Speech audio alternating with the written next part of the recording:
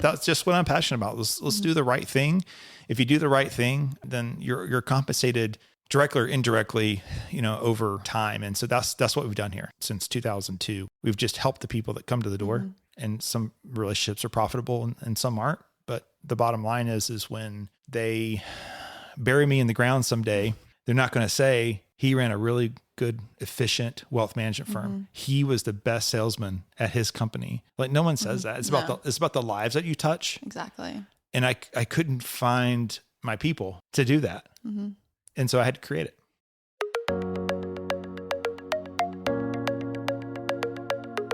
Welcome to a Wiser Retirement podcast, where we believe the best financial advice should always be conflict-free. I'm your host, Michaela Dowdy, and guiding you to financial freedom today is my co-host, Casey Smith. We have turned the tables today. On today's episode, it is a little different because we are going to be talking about the heart and history of Wiser Wealth Management. Whose idea was this? It wasn't my idea. Really? No. I really thought it was yours. No. Was it? No, someone put this in the in the agenda for we label all this stuff out like 6 months in advance, and somehow this one got slipped in after they decided to throw you a approved the curveball. List. I don't know. I it was requested by a listener. I do know that. Oh, really? Yeah. This cool. was a listener request. I did not know that. That I should be interviewed. Well, there you go. I hope I get the job. I feel like I need to have a flashlight with like interrogating, like, okay, tell me about your life.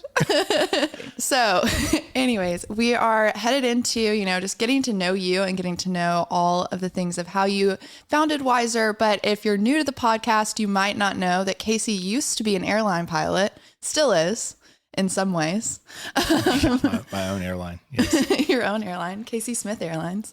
But getting into the first things, what initially sparked your interest in both aviation and finance? How do you pursue both of these? Well, I grew up a Delta brat. So what that means is my dad worked at Delta, and you get to fly for free. I don't know where the brat comes from. They just call them Delta brats. So my dad got a job at Delta in the 80s, and we got to fly standby. He had to wear a coat and tie to go places. He had to look the part. Yes. Not anymore. Doesn't work that way anymore. And so I would sit in front of the airplane, and this is before 9/11, and you'd be taxiing out, and the doors would be open to the cockpit, and the flight attendant would close the door right before takeoff. And so I would lean in and I would look up front. It's like, that is so cool. That is so cool. But I wore glasses, and at the time you had to be a perfect specimen of a human being to be to be an airline pilot, because most people went through the military. Oh, I did not know and that. So yeah, I would just lean over, and it was usually like an MD-88, because some of our favorite family trips were going to Washington, D.C., even for the day, take the first flight out, last flight back. And I was just like, that is so cool to do that. I was just fascinated by aviation, also fascinated by finance. And my parents gave me good advice. Is, if you want to pursue this aviation thing, that's great, but it's not a very stable job, which it wasn't. I mean, the airline industry has gone through a lot in different generations, but I also love finance. I was always enabled with Wall Street and what happens there, and stocks, and just thought I wanted to be a mutual fund manager early in my time in college. And I had a college professor that said, Casey, you're a leader. I don't think you're going to fit the corporate mold very well. You should consider personal finance as a career track. And I started looking into that. So this is really good. And I got my first job working for a company in Atlanta, and it was horrible. It was horrible. I had to sell annuities and life insurance, and it was terrible. I didn't believe in anything that I was doing. I felt like every client was a victim, of the firm. And so I did it for almost a year. And then I left, but I had a no compete and decided I'm going to try this flying thing, because I heard people can get hired who have corrective vision now. And that's what I did. I found a flight instructor, and we flew or studied 6 days a week. And then within 9 months, I had gotten all the ratings on my own. Oh, wow. And got a job for Atlantic Southeast Airlines. Didn't have the job. I was about to head to just transition program. And then 9/11 happened. There was no jobs. And so long story short, I ended up going through a different transition program, and I got on with a company called Colgan Air, based out of Bar Harbor, Maine, which is my base. And I flew there for a couple of years and kept applying every single month. I would apply for ASA, Delta Connection, every single month. And after almost 2 years, I got a phone call, got the job, and didn't have to commute to the Northeast anymore. And I started flying jets for ASA, CRJ 200 and 700. And then I had all this free time on my hands because I'm a big time jet pilot, right? Yes. And so I was like, well, what am I going to do? So I really love this fee-only financial planning business model. And I didn't create it. I was not the creator of the fee-only model, but it was definitely a model that already existed, but was well hidden because people didn't know how to grow and scale it really. And so that's something I became very passionate about, became very active in our union's retirement and insurance committee. Mm-hmm. And from there, Wiser was born. You know, and the story behind Wiser, I guess, is I had my own company until 2007, and I bought Wiser Financial, which became Wiser Wealth Management. We were a shell of, I think we had $10 million in assets when I bought it in 2007. So it was it's a one room, one shop kind of purchase, but it was affordable. And that's how they both became married at that point, where I was still flying mostly at night and then was here during the daytime. And then by 2014, I convinced myself it was time to just be Wiser and not fly anymore. Yeah. So my last commercial flight was in July of 2014, I believe. Oh, wow. I really thought it was 2010. I don't know why I had that in my head that 2010 was your last flight. Good round number. But yeah, so I have a Cessna 182 now and still get my flying kicks, flying much slower and lower than commercial aviation, but a little less stressful maybe. Sometimes, yes. Yeah. Well, how do you feel like your skills have developed you as an airline pilot, like contributing to the success of Wiser? Risk management would be number one.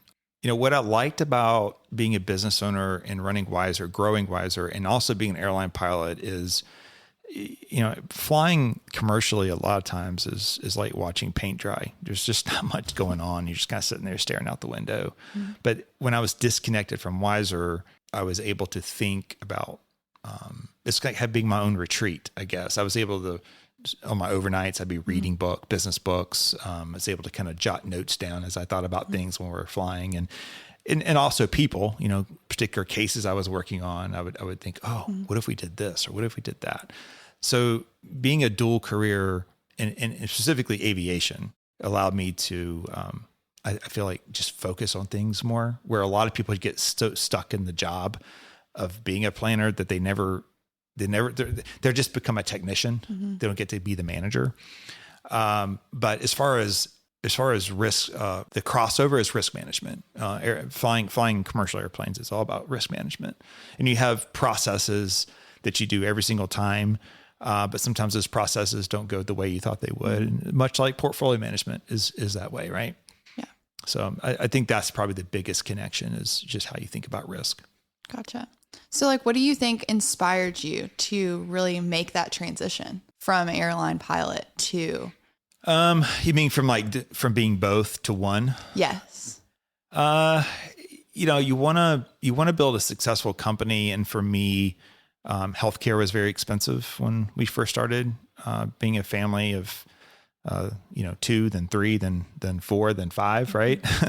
And so, you know, staying on the airlines certainly helped cover my healthcare cost. I dropped all my trips as much as I could. So I did not fly as much as you think a person would normally be flying.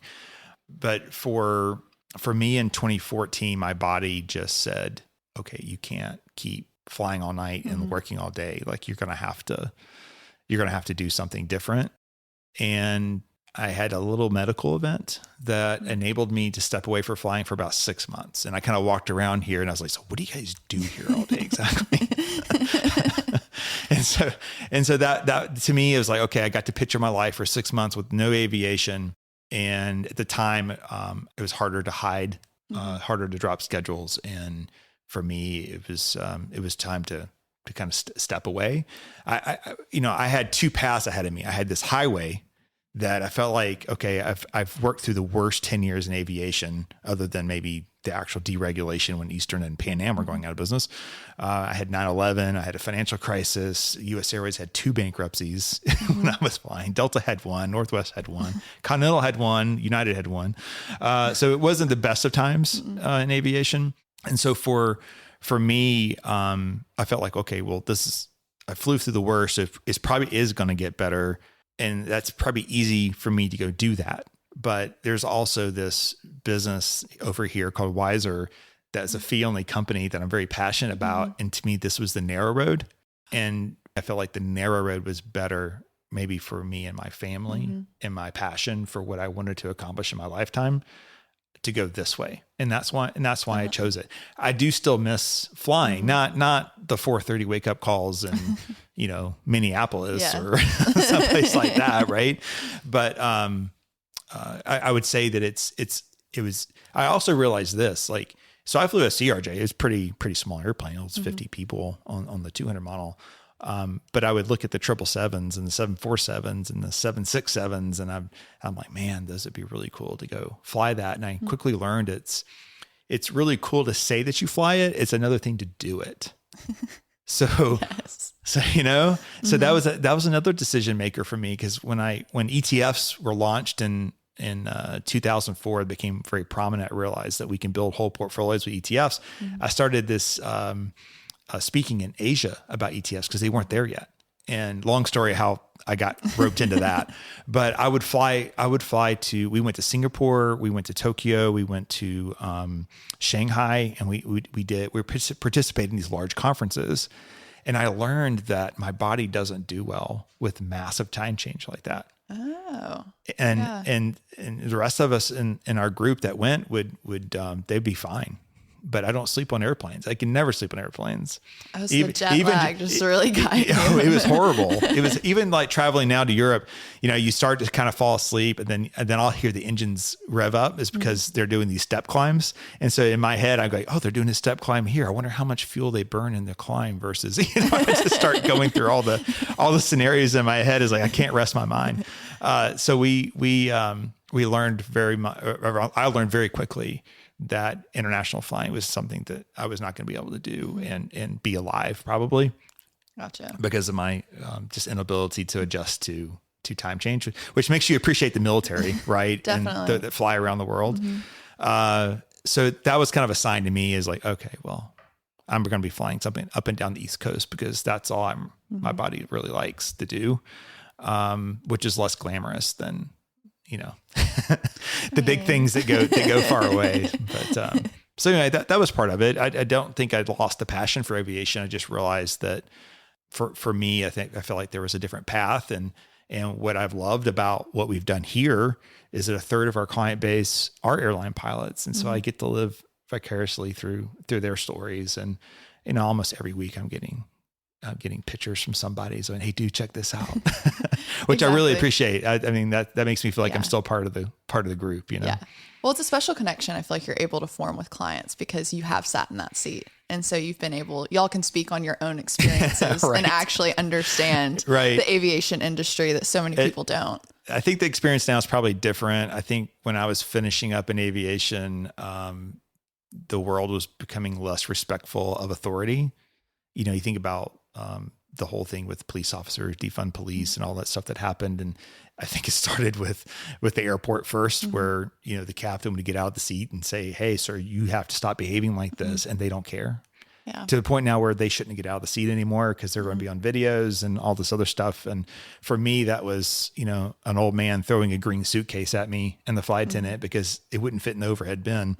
And I was like, oh, I think the world's changing. Some old drunk guy just chunked a 1970s green suitcase at me. And I think it's time to just move on to something else. Right. Yes. So I guess you've talked about it a few times now, the fee-only model that you selected for Wiser. How did you come across choosing that we would be a fee-only firm? Not being a fee-only firm is how I chose to be a fee-only firm. So the 1 year I spent at AXA Equitable in downtown Atlanta was miserable. The people who worked there had to cold call everybody. So I think Tuesdays, Thursday nights or something like that were nights you had to cold call people. And I'm not good at that. I'm very passionate about what I do, but I don't like that rejection over and over again. So you'd have to call 100 people and you might get one person to say yes for a meeting. And you have to get 10 of those people to actually get a sale. And that's not what I'm good at. And my boss would walk around the office and he would say things like, there's 3 people in this relationship, 2 better be making effing money. And it wasn't the client, it was the company and the advisor. I was on one case where I guess it was a bit of a test. They said, hey, which annuity would you sell this person? So I went and studied all the prospectus about the annuities and I chose option C. And then I was pulled into the boss's office and said, why would you choose annuity C? And I said, because it's the same thing as A and B, but she doesn't have to get her money locked up as much and it's cheaper. And then the door slams. And then I get your revenue is the most important thing. And people get frustrated with me for talking about, annuity salesmen and all that stuff all the time, but I actually live that life and I know what happens behind the scenes. And that nice guy from Sunday school is also getting yelled at for not generating enough revenue and you're the next victim. So I picked up a white paper at the time that was floating around that office about fee only. And I read about it. It was something kind of SEC brief or something. And I remember showing it to one of the vice presidents and he's like, oh yeah, I read that article too. That's just a fad. It won't last very long. But my entrepreneurship brain started kicking in and I was like, I could totally see how this works. And I never want to be in a position where I'm at a function and I'm talking to somebody and I'm the guy that sells something. Right. Yeah. I just want to have a normal conversation with people. I don't want to be always jockeying myself in position to sell them something. Exactly. Does that make sense? Yes. No, exactly. I want to be on the same side with them. I want to be a part of their extended family that's helping solve problems. And that's the culture that I want to build. And it's very hard to do that if you don't have your own firm, at least for me in 2001 and 2, because that's not how this world's built. That's not how financial services is built. We're all called financial advisors, but only 4% of us work this way. Yeah. And I want to be part of that 4%. Exactly. I don't want to be a Merrill Lynch. I don't want to be a UBS. There's a huge conflict of interest and it might be really nice people working there. Most human beings are, as a whole, pretty nice people, right? Yes. But it doesn't mean that their toolbox is built correctly. And so I'm just very passionate with that. And so for me, I shift to the polar opposite side. You have to prove to me that annuity is what is best for you, right? Exactly. And I'm pretty good at math. Not so good with words, but I'm pretty good with math. And the math just doesn't add up. I can't make it work. Now the guys who sell them and the ladies that sell them can, but that's because they have an incentive to make the math work where I don't.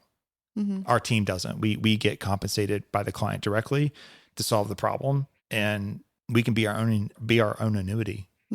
Right. Yes, exactly. So I could talk about that for hours and I do on other podcasts, but that's just what I'm passionate about. Let's do the right thing. If you do the right thing, then you're compensated directly or indirectly over time. And so that's what we've done here since 2002. We've just helped the people that come to the door and some relationships are profitable and some aren't. But the bottom line is when they bury me in the ground someday, they're not going to say he ran a really good, efficient wealth management firm. He was the best salesman at his company. Like no one says that. It's about the lives that you touch. Exactly. And I couldn't find my people to do that. And so I had to create it. Yeah. Well, I feel like it's what you talk about, like the heart of service. And at the end of the day, like it's going to be your heart of service that's remembered. Absolutely. And that has to be the forefront going into every client conversation, which is something we talk about like every Monday morning. Right. And every day. Right. Yeah. We don't get us wrong. We set goals and we go over those goals on Mondays. But when you sit in a meeting, Shauna had a meeting recently. It was a pretty big prospect. And I reminded her before the meeting, I said, I don't care if you get this prospect or not. I just want you to help them. Yes. And she's kind of like, well, thank you for that. but seriously, I don't care if you win the prospect or not, just help them. That's kind of what the theme that I'm trying to do here now, which I think we have the best crew here we've ever had. And they all get that because they also, Shauna and Missy, have also come from really bad situations. Definitely.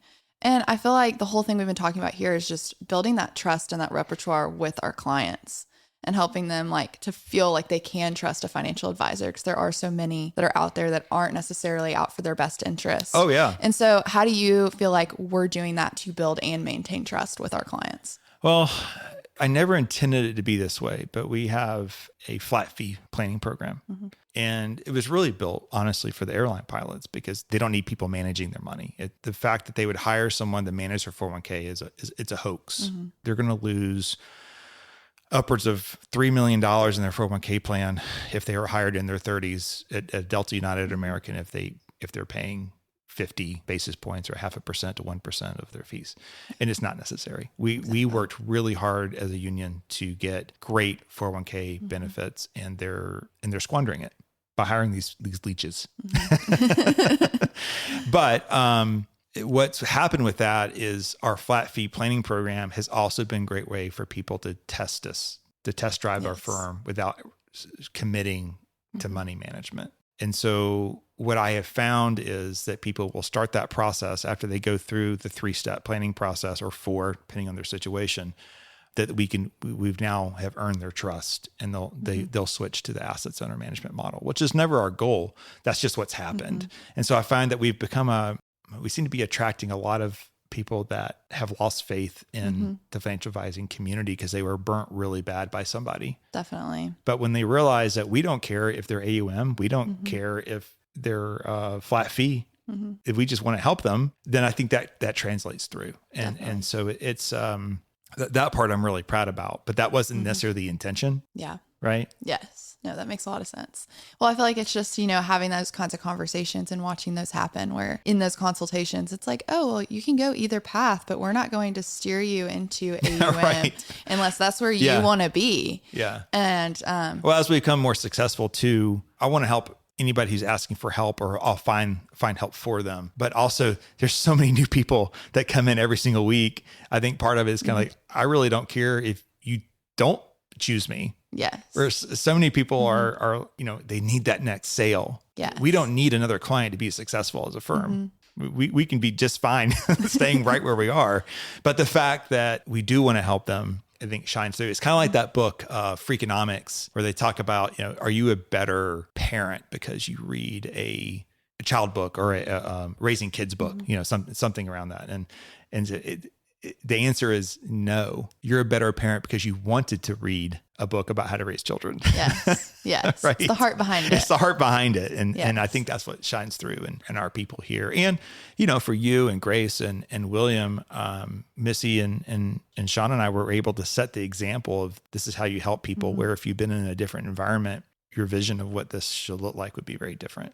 Definitely. So I guess when we're having clients come in, what are you seeing as the most common financial mistakes? Oh, there's probably a lot. I think for people who are trying to get their finances in order and they start having some excess income, and how they go about eliminating debt. They're sending $100 here, $200 here extra per month. And you really just need to go conquer one thing at a time and then celebrate that. When you conquer it, don't go back into debt because of it. But I would say for those people, it's just setting goals and making sure that you're conquering one thing at a time. Another thing that I see is people who are making good money for the first time, they get really sideways on how much taxes they're paying, and taxes suck.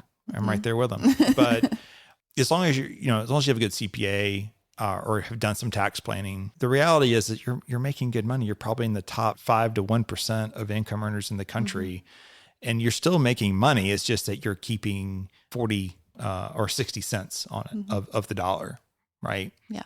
It's not like you're not getting a dollar. Like some countries, you pass a certain threshold, it all just goes to the government.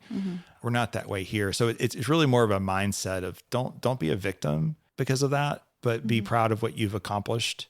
Be tax smart. Yes. And focus that way. And then probably the third one, which I think we touched on our last podcast, is I want to start a business to lose money, to lower my taxes,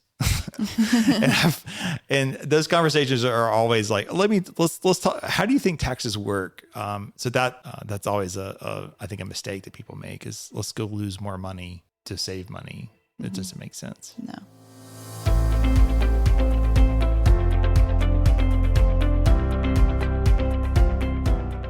Are you curious why annuities keep coming up as a potential investment option? People are often told that annuities can effectively mitigate investment risks and help secure their financial future. However, annuities often benefit the salesperson and might not be the best choice for you as a consumer. To learn more about the various types of annuities, the negatives of owning them, and better investment alternatives, we have a free ebook on our website just for you. To download our ebook, Buyer Beware, Why Do They Keep Trying to Sell You That Annuity? Simply click the link in the episode notes or visit wiserinvestor.com/guides. Now let's get back to the episode. So how would you describe your investment philosophy and approach to financial planning? Well, it's been a bit of a journey. So I'm 46. So when I started my firm, everything was just asset management. There really wasn't planning. People would just walk in and say, I got $500,000. Will you manage it for me? I can't believe there's still firms that's all they do, which is majority of our industry, which is crazy to me. So what I started realizing is we're going to have computers manage money for us in the future. This was me 15 years ago, 18 years ago. And so I decided that there's so much more than just managing someone's money. Is like you have to understand goals, set goals, and understand the big picture. And so that's where planning came in. And I realized that in investing, it's really hard to beat the S&P 500. There's a 1% chance an active manager beats the S&P over a 20-year period. And I started thinking, well, how long do I want to have a client? Well, we have a 99% retention ratio. So clients are here for lifetime mostly. So if you want to win, I hate losing with a passion. I hate losing. So if you want to win, then to me, it makes the most sense to be using low-cost index funds and then spend your time that you are going to spend picking stocks that are going to underperform the S&P, spend your time focused on the planning side. So the planning means, are you saving enough? Are we allocated properly? What's our retirement income going to be? If my house burnt down, can we get it replaced? If I died, will my family make it to the finish line? If I die, do I have proper estate planning in place? What happens when my executor dies before me or becomes incapacitated? What happens if I had 2 more kids and now I don't have enough life insurance? What about long-term care? Do I have a situation where my kids are going to have to take care of me, or am I going to be able to pick the nicest place in town to be able to live comfortably and cared for well with my family visiting me?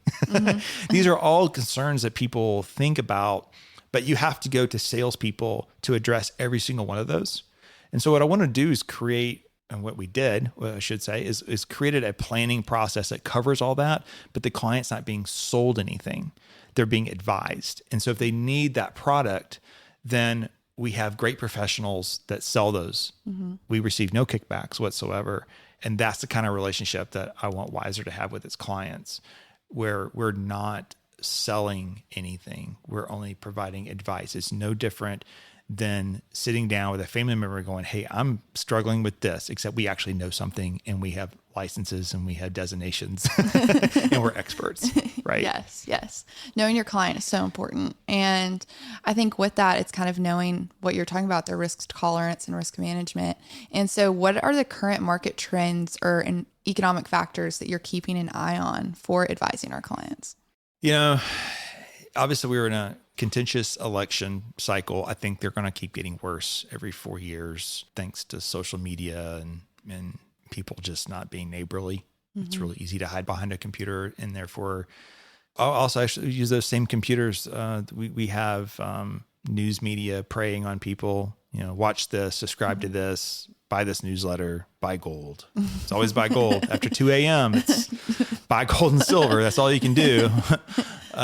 So it's, in the end, I need capitalism to work, continue to work. I need companies to make money, and we need people to focus on the companies that make money. The S&P 500 and related indexes are somewhat self-healing in that the best companies filter to the top. And so I don't get too concerned about economic activities in the short term, because a lot of times it turns political in those conversations. I glance through the Wall Street Journal every couple of days, just to make sure that I'm up on speed of what's happening. But where we are today, if Kamala Harris gets elected or if Donald Trump gets elected, I think to our portfolios, it just doesn't really matter, quite honestly. I have my candidate that I would probably prefer to win for maybe more selfish reasons than anything from like a tax perspective. Yeah. But I think that, there are other trends to monitor. Fortunately for me, we have Andrew Pratt here, the king of data. Who stays on top of all that. And if something goes crazy, I'll walk in his office and say, dude, what happened yesterday? Like us, 3 weeks ago. In his Georgia Tech analytical way, he tells me what happened yesterday. And then if I need to regurgitate that to the client base, then I will. But I am not putting, my joy is not what happens in the markets on a daily basis. And so I'm trying to live the life that I want my clients to live. Yes. And that no one's allowed to steal your joy. So if you're watching CNN, you walk away, or Fox or whoever, whatever you watch, and you walk away angry, that media is controlling you. Exactly. And so I don't want that controlling me. So from a perspective of what happens if interest rates fall or rise, or what happens, in this situation and why are the markets reacting? We know all that. I've been doing this for 24 years. Andrew's been doing it similar. Missy and Shauna have been doing it longer than I have. So in the end, we all have the wisdom here to get through it. But I don't think there's any one thing that's going to derail us, because you know what happens? They pivot. I promise you, if Coke couldn't sell Coca-Cola anymore, they're going to come up with something else to sell, right? Yes. Exactly. Or they'll go away and they'll shrink in the S&P 500 and a new company called Tesla or somebody else will appear right in the S&P. Yes. So I don't focus so much on the day-to-day, but I do focus on long-term success. And that comes from, my kids will probably never listen to this podcast, but I tell my son all the time, make your bed every single day. Yeah. Make your bed every single day. And he laughs. He kind of laughs at me. I mean, he's 19 now, so I guess he can laugh because it's less of an instruction, more of a suggestion. Yes. But that's what we're doing in portfolios. We're making our bed every single day. We're doing the same repetition. We're putting money into the account every single paycheck. If we're retired, right, we're withdrawing the same amount in a steady fashion, knowing that we won't run out before age 95. It's all in the good behavior that we want to reinforce. Does that make sense? No, definitely. And I think you see that even with our clients, like when it was, we're having different downfalls in the market at different points, and our phones aren't necessarily blowing up like crazy, right. With clients being like, oh my gosh, my account's down, that's right. 50 grand. It's like, yeah, but it's going to be okay. And there's a lot of firms where they're having to field those calls all day long. Well, it's because they put their success on what they could do in their portfolio. And I'm literally telling every single client here, I have nothing to do with that success in your portfolio. Exactly. It's the markets doing what the markets do. Now we can take out volatility, we can add volatility, but when you own 6,700 stocks and 12,000 bonds, you're not going to go to zero. And if you carry enough cash as a retiree to weather a 2-year storm, you're going to be fine. You just need us to do that math officially and then give you the confidence. And also be here to answer the phone and return emails. Yes. When you are panicked, and rightly so sometimes. Yes, exactly. And speaking on that, talking about past trends and future trends, such as, the internet and technology becoming more prominent in the space, what do you see as the future trends in the wealth management space? Well, obviously it goes without saying AI at this point. I'm test driving a platform right now called Jump, that essentially takes the place of a planning associate. Planning associates can do other things instead of just take notes now. But it's pretty neat where I could have a consultation with someone by myself. It will take notes. It will put it into our CRM software. It will send a follow-up email. It will do everything that the human would do. And you think about our ability to use that in a very efficient manner to save time is going to be huge. So it's not about replacing jobs necessarily, but it's about having more meaningful work for associates to learn the process. Yeah. Right. And it allows me to kind of be on the run a little more and know that, well, if Grace is assigned to me, so if Grace couldn't be there, then I do have this program and it's going to kind of catch everything and make sure the basics still get done. otherwise in AI, there's really no AI that people are using, like picking stocks right now, that I'm aware of. Wouldn't probably trust it at this point. But if we, so anyway, I see that trend. I also see it just a continued movement toward asset management being a lot more passive, more firms focusing on the planning front, which we've been there for 20 years at this point. So it's or probably not that much, 18 years. I see that the value of an advisor becomes more important the more crazy the world gets. As we go forward. Unfortunately, I see less people being fee only. I continue to see the fee base grow. So, so in fee based, they're fiduciaries, and when they prepare the plan, but when they're done with the plan, they can sell you the same crap that they were going to sell you at the brokerage house. And so I see fee based continue to be the bigger grower in our industry, which is an advantage to us. But unfortunately, there's just going to be a lot of people taking advantage of. Yeah, definitely. So what advice would you give to someone who's looking to enter the wealth management industry or transition from a completely different field? Well, it's a lot easier now than it was for me, which I think is a good thing. But you've got to find a firm that you believe in the mission, because you should be working long hours in your 20s, so you can work less hours in your 30s, and in your 40s, maybe you can be more in a management role and more coasting, right? But I think it's important that they find something they believe in. I can't imagine anything worse than driving to work every day going, oh, this sucks. Yes. So I would say focus on a fee only. There are some good fee-based firms out there that still offer the insurance products, but maybe they're not putting a whole, it's not part of your quota. Right. I would focus on coming in as a support person and learning. I would stay away from jobs that require you to cold call people and hunt people down. So that'd be your Northwestern Mutual jobs and your Edward Jones jobs.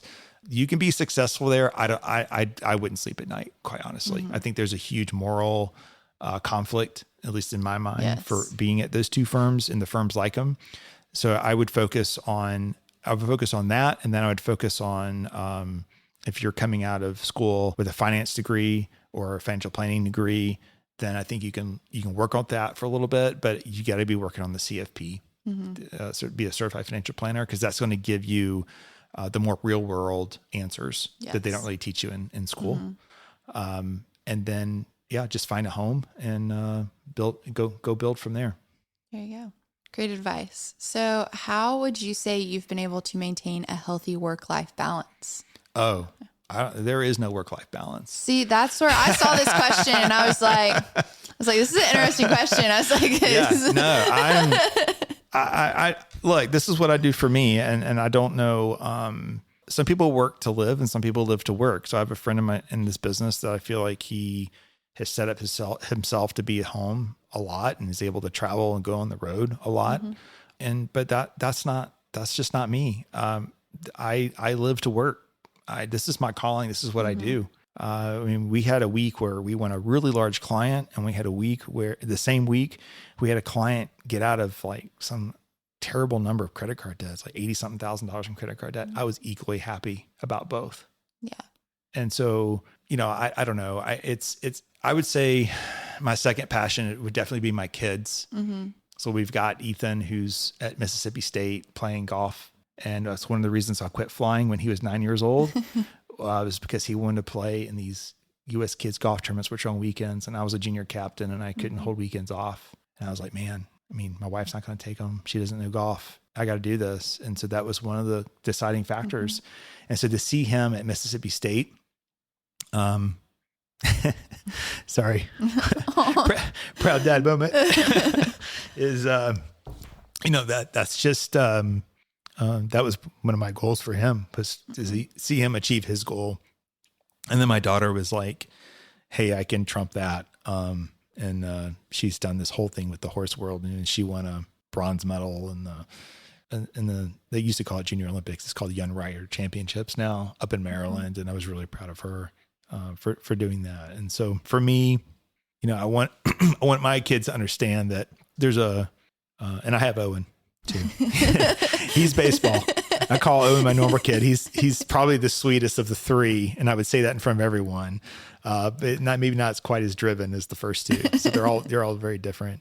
And he's only 12. He's still figuring some things out. But for me, I want them to understand that I've worked hard so they have opportunities. Mm-hmm.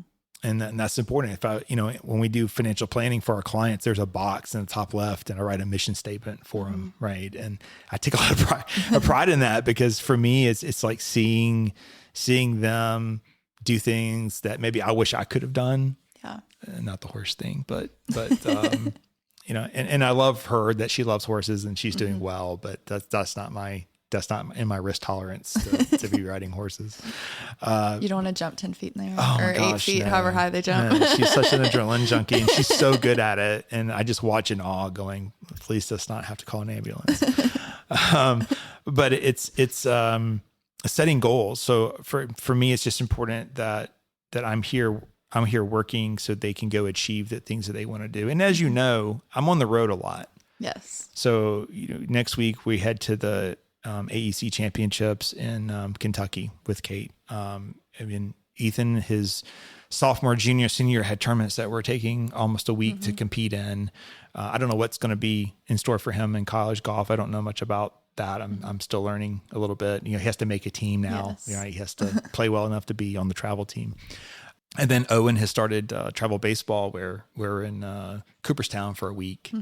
So it's important that they're getting time, right? And they remember that. So that's the important thing. I think that's what drives me. And then that they're setting goals. So every year I have them write down what their goals are. And so I guess my work-life balance probably looks a little different, because I'll break out a laptop in a corner somewhere and I'll work for a few hours, here and there, where I can. But because you guys are so good, I'm needed less around here. I mean, I was down for a count sick, was a couple months ago. Was it that long? I think it was. Yeah. Okay. I mean, I was out for a whole week and this place just ran without me. And I was like, oh my gosh, they don't even need me anymore. Do I have any value? I don't know if I have any value anymore. No, we still needed you. I was telling Alexa, I was just like, you guys don't even need me. She's like, you just need people. Chill out. You set the vision. We just help make it happen. That's right. Without That's you, right. we wouldn't have a vision caster. That's right. So my work-life balance, I think the whole thing's a hoax, quite honestly. I think I hear these 20-year-olds talking about work-life balance. It's like, dude, you got work. Go conquer something, right? Because there's going to be a point where you're staring at a mini you, and then you're going to need some work-life balance. You need to be present. But at the beginning, you don't have to be present for anybody, right? Yeah. Just go make your dreams happen in your 20s. That's kind of what I did. I mean, I was flying planes. I was building this thing. And what was it all for? It was because I've got 3 kids of my own that also want to go conquer dreams, and I can go help them now. So I think we get that a little mixed up, and sometimes it's too much work and sometimes it's too much time at home. It kind of goes in waves. Yeah. But I'm going to side on the work side, because to me, this is my mission. This is what I do. And I think it's like that difference of being so passionate about your work, I think, is what makes it so enjoyable for you. It's like you actually truly enjoy what you're doing. Yeah. And so it makes it to where the work-life balance is that you want to be enjoying work. Let's go change people's lives. Let's get people the confidence to go live their life. Yeah. Some people come in here and I don't want to say they're scared, but they're nervous about the future. Can they do this? Can they do that? Well, let's go give them the confidence to go live their life the way I get to live my life. Mm-hmm. Let's in other cases, let's tell them they got to stop living less life and focus on resources that allow them to, not be in the care of the state in their old age, right? Well, in that note, what are your top 3 personal finance tips for individuals looking to improve their financial health? Pay yourself first. Don't get wrapped up in how much you're spending on coffees and all that stuff. You still have to enjoy life, but understand what you have to have for the future and put that away. Start there.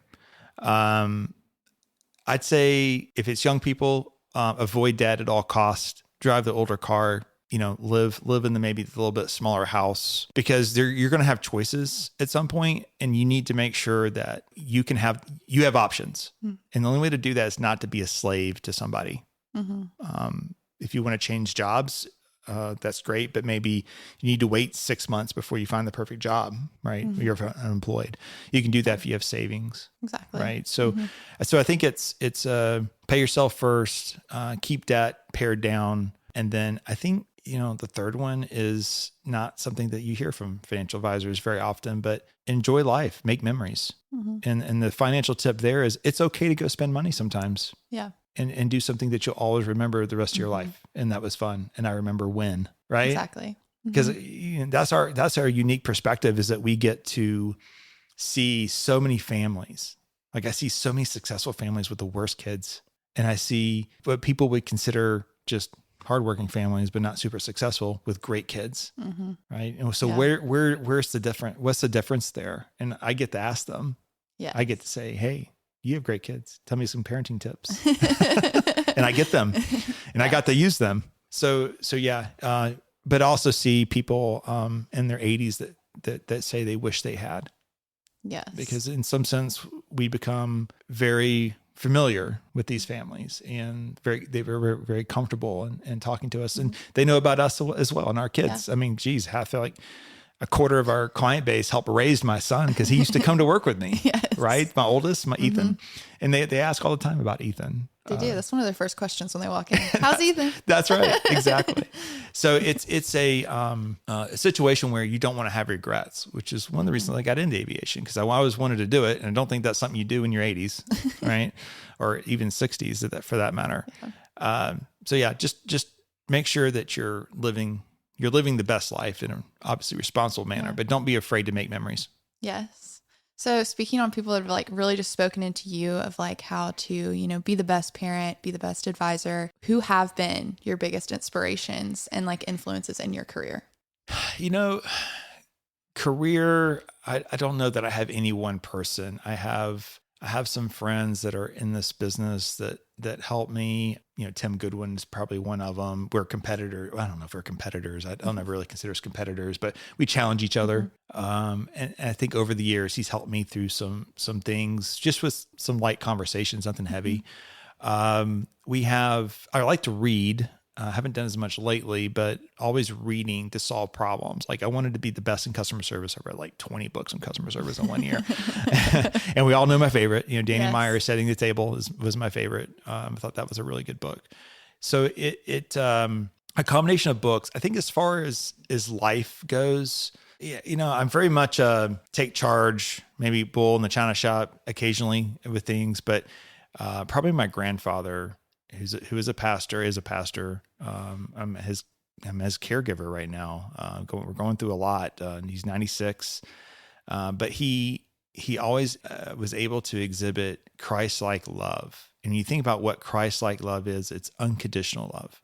So the whole thing with the love of Christ is you don't have to be clean. Right. Some people think, I got to straighten up my life. Then I go to church, and that's not really how that works. In fact, you should be at church when you're the dirtiest. Right. Yeah. And so Christ-like love is letting a homeless man take up in your backyard and giving him shelter. I had to run that poor man off because he was taking advantage of him. But I just saw that in his ministry growing up, that he was helping people that no one else would really talk to. And that's some similarities in what we're doing, in that we help people all the time that would not qualify to be at a wealth management firm. Exactly. We can't make it our primary business, but we're willing to reach down and help someone up. We're willing to be a doorstop. Yes. And keep the door open for people to make sure that they have the advice that they're looking for. And so I see that some way that kind of crosses over, where he is a true ministry, but I think in what we're doing here is it has some parallels with that. And so I saw him being taken advantage of and just turn the other cheek. Yeah. Never really anger. And so that's the person that we get to care for now, because of the love and respect he showed for us growing up and the mentorship. So exactly. That's a beautiful story. So fun last question. Yeah. You're taking your last flight. Where are you flying? Or no, what are you flying and where are you going? This is a Sporties podcast question. They ask that in all the Sporties podcasts. So what am I flying and where am I flying it? Well, unfortunately, or fortunately, I don't know. I don't have that much time. I don't have any time in like an Airbus or a Boeing, right? I was a regional pilot, so we flew CRJs. So really the only thing I can compare it to is a CRJ or a Cessna 182. And I do enjoy flying the Cessna 182, but I think if I was going to go to my last flight, I do have some time in the CRJ 700. I'd probably go the CRJ 700 and I would fly to Washington, D.C., Washington Reagan. That's where I would go. Growing up as a kid, the Air and Space Museum was always a great inspiration. And now I'm old enough that the planes I flew are in the museum. But I always enjoy flying into Reagan, hopping on the subway, the metro, and going to the Smithsonian's. And I love the art gallery and I love the Air and Space Museum. And so that's what I would do. I would fly a CRJ 200. And then I don't know how we get home if that's my last flight going there. I guess we're driving back.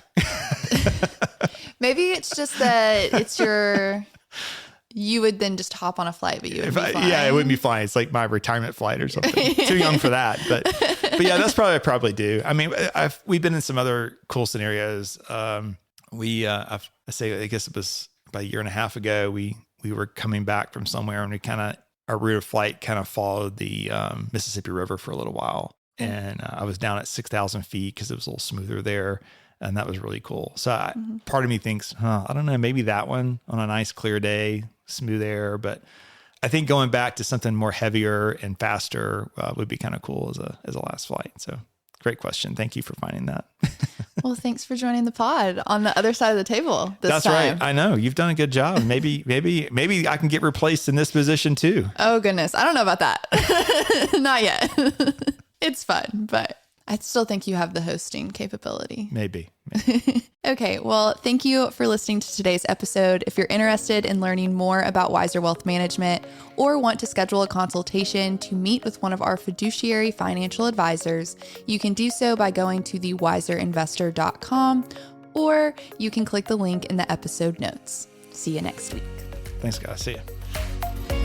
Thanks for listening to a Wiser Retirement podcast. We hope you enjoyed today's episode. Make sure to subscribe wherever you're listening. That way you don't miss any new episodes. We'd also appreciate if you could leave a rating and review. If you have any questions about anything that was discussed today, head to wiserinvestor.com and reach out. This episode was produced by Rachel Dotson. This podcast is strictly for informational purposes only and is not to be considered as investment advice or solicitation to buy or sell any financial products, securities, digital assets, or any other investment vehicles, or a basis to make any financial decisions. Wiser Wealth Management Incorporated is a registered investor advisor with the SEC. The host and/or guests may personally own securities, digital assets, or other investment vehicles mentioned on this podcast. Neither the host nor guests of the show are compensated for their participation, and no referral fees are paid to or received by any host or guest for clients, listeners, or similar interests. Investments involve risk, and unless otherwise stated, are not guaranteed. Be sure to first consult with a qualified financial advisor, tax professional, insurance professional, and/or legal professional before implementing any strategy discussed herein. Past performance is not indicative of future performance.